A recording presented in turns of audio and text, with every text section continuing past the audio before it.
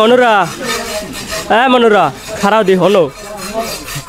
মনুরা মোরা তো বরিশাল চলে যাইতেছি মোরা তো বরিশাল যাইতেছি তোমাকে অনুভূতি কি ভাষা কবা বরিশাল না খুব চাপ ব্যাপার আমার অনুভূতি খুব আমার অনুভূতি জানতে চাই আমার অনুভূতি জানলে তুমি আমাকে নেবাই আমার অনুভূতি খারাপ আমার অনুভূতি দিয়ে হেদিন মারামারি করতে এরা খাই দিয়ে এখন গান গান গামু কেমনি জামি ব্যথা করে আমাদের মুন্না ভাই অনুভূতি হেডটাকেই দেখাই দিয়েছি বিশ্বাস করে আমাদের দুইটা গান পারি নেবে না আমি এবার তোমার কি দাদা কবি দাদা গান গাইবে একটা গান শিখবে এ সমাজ কত পরি এরকম করা লাগবে কোনো গান পারি না প্রথম দিকে খালি শুরু তোমরা কথা কইতে না গলাচিপার খাওয়া পার হইয়া আমরা উঠতে গেছি হরিদেবপুর ওঠার পর সবাই নিজের অনুভূতি শেয়ার করতেছিল এখানে মুন্না মাস্ক খুঁজতেছিল বাট সে মাস্কই পাচ্ছিল না আর কি তার একটা সমস্যা ছিল তাই আর কি মাস্ক খুঁজতেছিল তো তারপর আমরা উঠে গেলাম অটোতে ওঠার পর সবাই তার নিজ নিজ মতামত শেয়ার করতেছিল কি অনুভূতি তাদের মনের ভিতরে তো আমরা পিছনে বসলাম নিবিড় আর সজীব বসলো সামনে তো মুন্না অটোতে বসে বসে গান প্র্যাকটিস করতেছিল কারণ দাদার গান সে পারে না অত বেশি একটা শুরু দিয়ে একটু পারে তো গান শুনতে শুনতে আমরা উঠে গেলাম বাসে ওঠার পর আমরা যেহেতু ভিআইপি মানুষ সিট পাইছি সবার পিছনে কিছু বলার নাই সব ভিআইপি মানুষ একটু পিছনের দিকে সিট পায় এটা বুঝতে হবে কারণ আমরা তো আর আগে থেকে টিকিট কেটে রাখি নাই কুয়াকাটার বাসে উঠে ডাইরেক্ট সোজা বরিশাল তো সবাই পিছনে বসে গল্প মজা করতেছিলাম আর বাস এত পরিমাণ ঝাঁকড়াইতেছিল সবার অবস্থায় পুরো টাইট হয়ে গেছে আর বাসে মোরা জার্নি করতে করতে আইয়ে বললাম বরিশালে বাস স্ট্যান্ড আইয়ে সবাই বাস থেকে নামার পর আমরা উঠে গেলাম অটোতে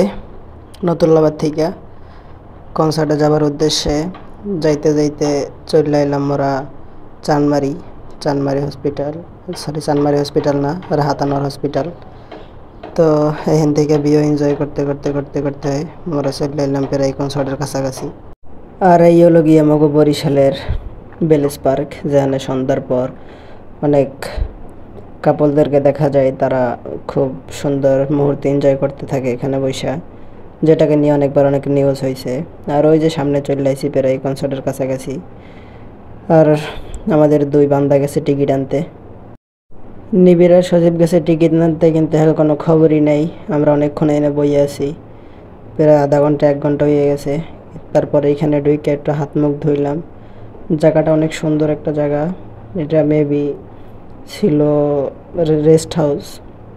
তো এখানে মুখ টুক ধোয়ার পর আমরা আবার ওয়েট করতে থাকি তাদের জন্য দেখি তারা কখন আসে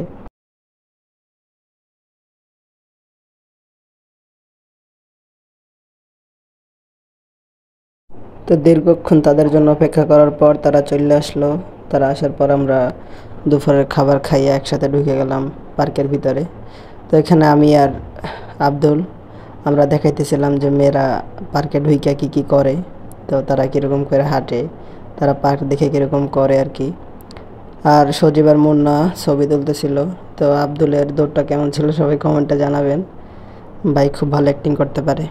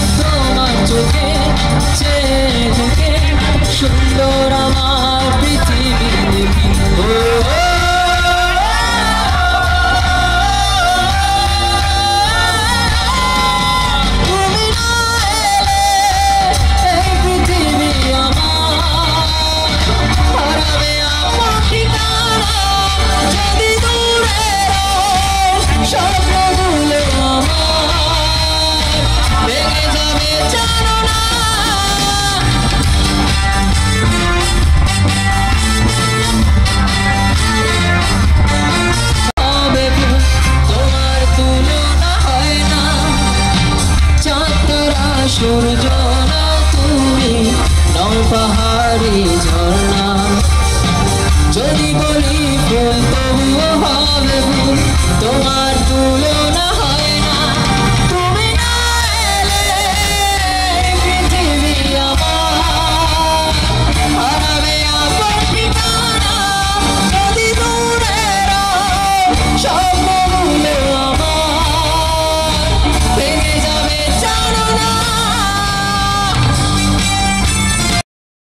এতক্ষণ যাদের গান শুনলেন বা দেখলেন এরা এরা সবাই হলো গিয়া লোকাল ব্যান্ড বরিশালেরই। কেউ ছিল বরিশালের, কেউ ছিল ভোলার। তো এরা সবাই গান টান করার পর আমরা সবাই এসে সন্ধ্যার সময় বসে থাকি, কারণ নামাজের বিরতি দেয়। আর সবাই বসে বসে ভাবতেছিলাম কখন দাদা আসবে, কখন দাদা আসবে, কখন দাদার গান শুনবো। তো অনেকক্ষণ অপেক্ষা করার পরও আমরা কোনো দেখা পাই না। তো মেইনলি এখানে আসবে 5টা ব্যান্ড, তো দেখি কি হয়। আর আমরা সবাই এখানে রিপনকে খুব মিস করতেছিলাম। আমাদের রিপন দাদার অনেক বড় একটা ভক্ত, বাট ওর কলেজ খোলার কারণে ও ঢাকা চলে যেতে হয়েছে। তো কিছু করার নাই বন্ধু, তোমার অনেক মিস করি আমরা সবাই।